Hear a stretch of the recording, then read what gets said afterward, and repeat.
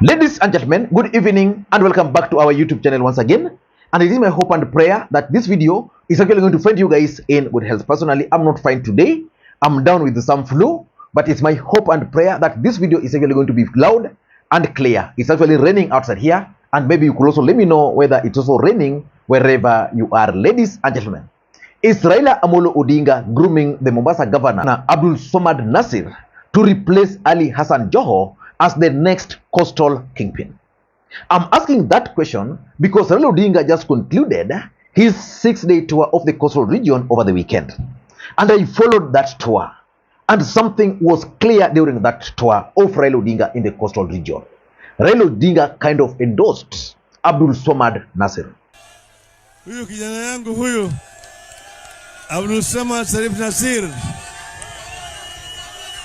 ni kijana ana akili mingi zaidi, tena anajua kuchapa kazi, tena anajua kupanga kazi, tena amesimama imara na chama chetu cha ODM, na ameimarisha ODM hapa Mombasa na mkoa wa Pwani yote.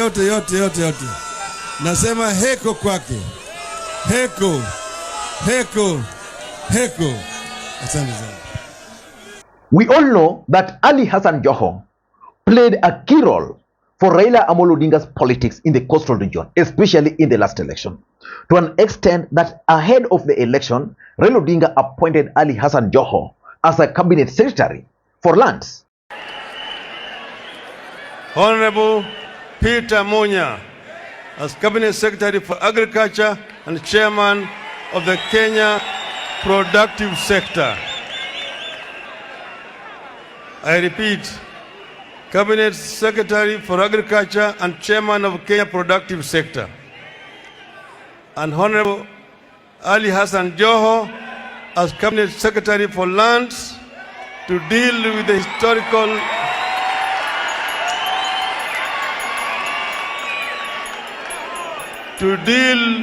historical land injustices in the coast region and within the borders of the Republic of Kenya.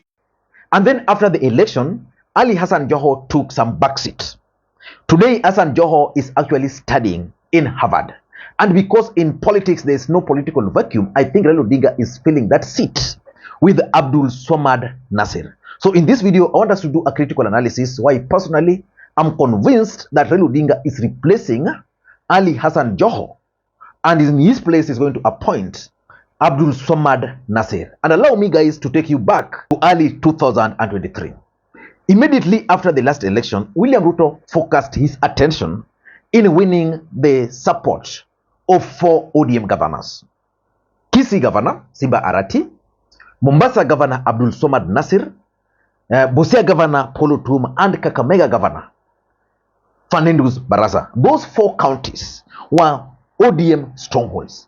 But William Ruto believed very strongly that he could grab those counties from the grip of Raila Odinga using the governors. And to some extent, William Ruto almost succeeded until he committed some mistakes. Simba Arati bolted out.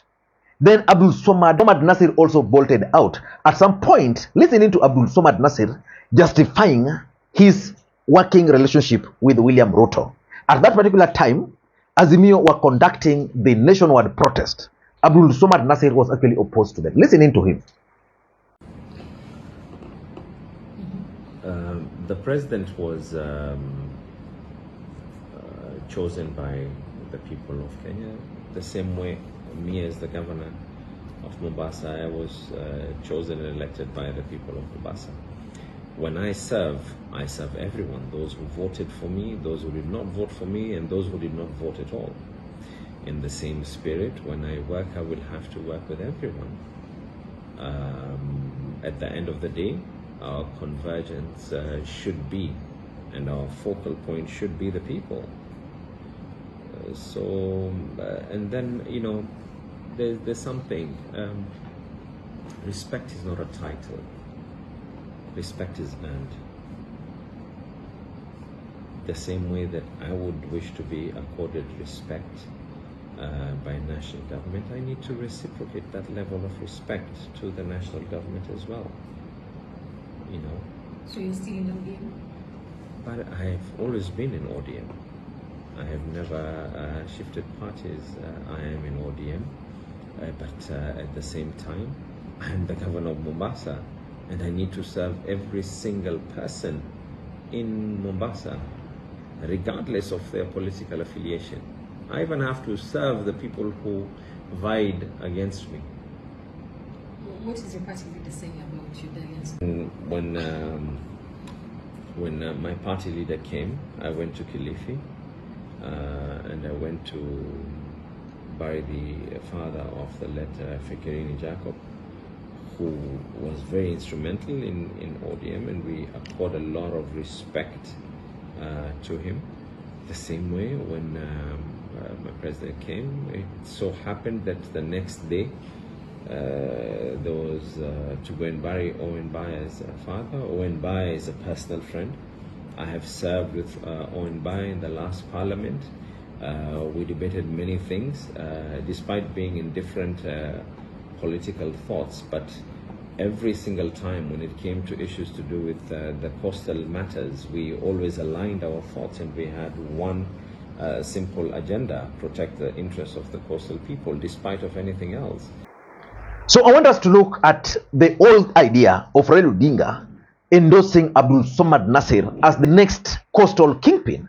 But before we do that, for those who are watching this channel for the first time, please take a second or two, click that subscribe button so that next time we produce a video like this, YouTube will automatically notify you. And to the subscribers, I want to continue thanking you guys for your continued support, because without that support, this channel cannot be where it is. Ladies and gentlemen, without any further ado, allow me to dive in. But before we dive in, allow me to also take this opportunity to thank the following people. You are seeing their names on the screen there for the coffee which they sent to me earlier today. You can also do the same using the numbers you are seeing on your screen. Ladies and gentlemen, is Raila Odinga grooming Abdul Somad NAssir as the next kingpin of the coastal region?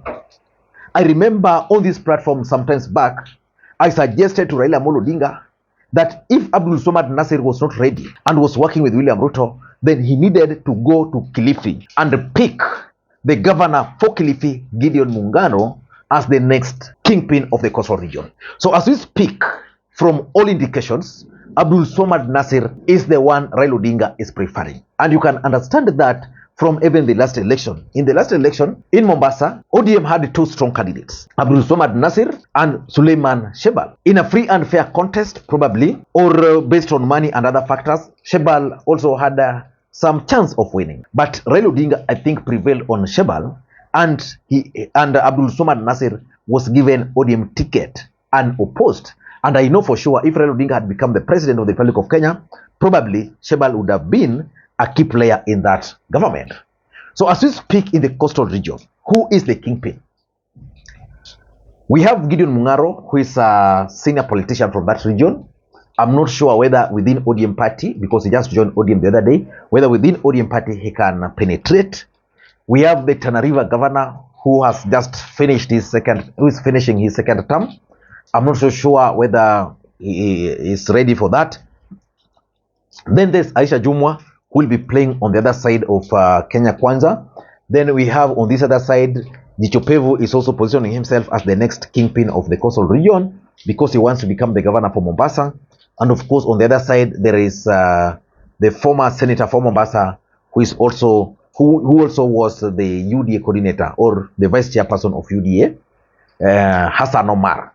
But from ODM side, I think with all factors being constant, the guy who can easily succeed Joho is none other than Abdul Somad NAssir. So let us understand the political journey of Abdul Somad NAssir up to this stage. Abdul Somad NAssir is not new to politics. He's the son to former Kanu stalwart Sharif NAssir, who is a former cabinet minister, a former member of parliament from Vita. Abdul Somad NAssir was first elected in 2013 on ODM ticket in Mvita.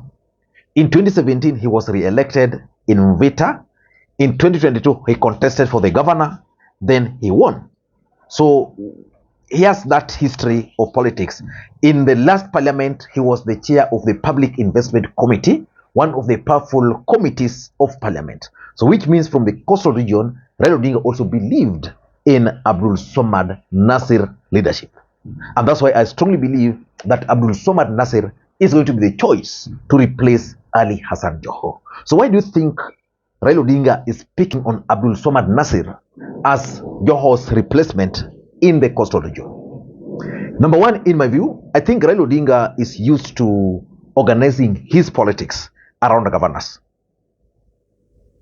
And Abdul Somad NAssir, being the governor of Mombasa, is critical for Raila Odinga's politics. I'm saying this because if you look at the way William Ruto performed in the last election, especially in the coastal region, he did well because of Mombasa. And for Raila Odinga to stamp his authority in the coastal region, he has to begin from Mombasa. And the governor of Mombasa is Abdul Somad NAssir. And that's why when he was in the coastal region, the moment he landed in Mombasa, he could go to Lamu. From Mombasa, he could go to Malindi. From Mombasa, he could go to Tana River. And of course, it was easy for him. So I think because Raila Odinga's politics is normally organized at the county level. Remember, I explained that when Ruto took over, he focused on ODM for governors. He wanted to dismantle that ODM network for Raila Odinga. Because if you remove Raila Odinga, the governors from Raila Odinga, then you really hit him so hard.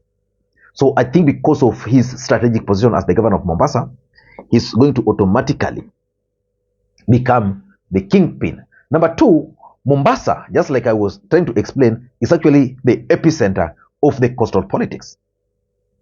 So there is no way you can expect, for example, to have a kingpin from Mombasa, from Lamu, to be the kingpin there. It can't work like that.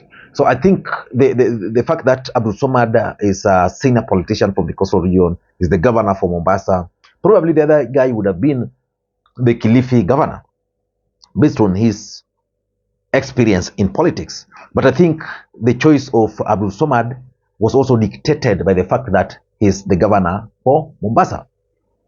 Number three is Abdul Somad NAssir acceptability at the coastal region. Ali Hassan Joho was a charismatic politician. But there's a way Ali Hassan Joho was not acceptable to other areas of the coastal region. Like if you look at the voting pattern in Kwale, they've always voted for UDA or Jubilee governor because of Joho. They've always wanted to vote to punish Joho. If you followed the Msambweni by-election, which UDA won through independent candidate at that time, the reason they voted for that candidate was that they were blaming Joho for trying to impose someone else. In 2017, Mvurya was re-elected because they believed Joho fronted the speaker. So there's a way Joho was not really embraced, as much as he was very popular. But there are certain regions which were viewing him as trying to impose Mombasa. So Abdul Somad NAssir is acceptable. And of course, just like I explained, the other reason is because Joho has taken a break from politics. Joho is currently in Harvard studying. Maybe he'll come back. But again, if you look at those who played a key role for Raila Odinga in 2022, most of them have taken a low profile. Talk of Gilu, talk of Junet, talk of who? Even Babu Wine is currently taking a low profile. So the truth is, in politics, there is no political vacuum. So he's filling it. And lastly, why he has appointed Abdul Somad NAssir is because Raila Odinga is creating regional kingpins across the country. And these regional kingpins are the points where he's going to focus his campaigns. I'll be following to see who is going to appoint in the Ma community as the kingpin. Because Kisii already he has Arati. In Western Kenya, he has Raila Odinga already has in Western Kenya Oparanya. In coastal region, he's now grooming Abdul Somad NAssir. In Luo Nyanza, I don't know who is going to pick on, but the truth is Raila Odinga is trying to create regional kingpins, because those regional kingpins also adds what I normally call on this platform the perception of value. So I don't know what you think. That's my take. Until next time, this is Lee Makwiny.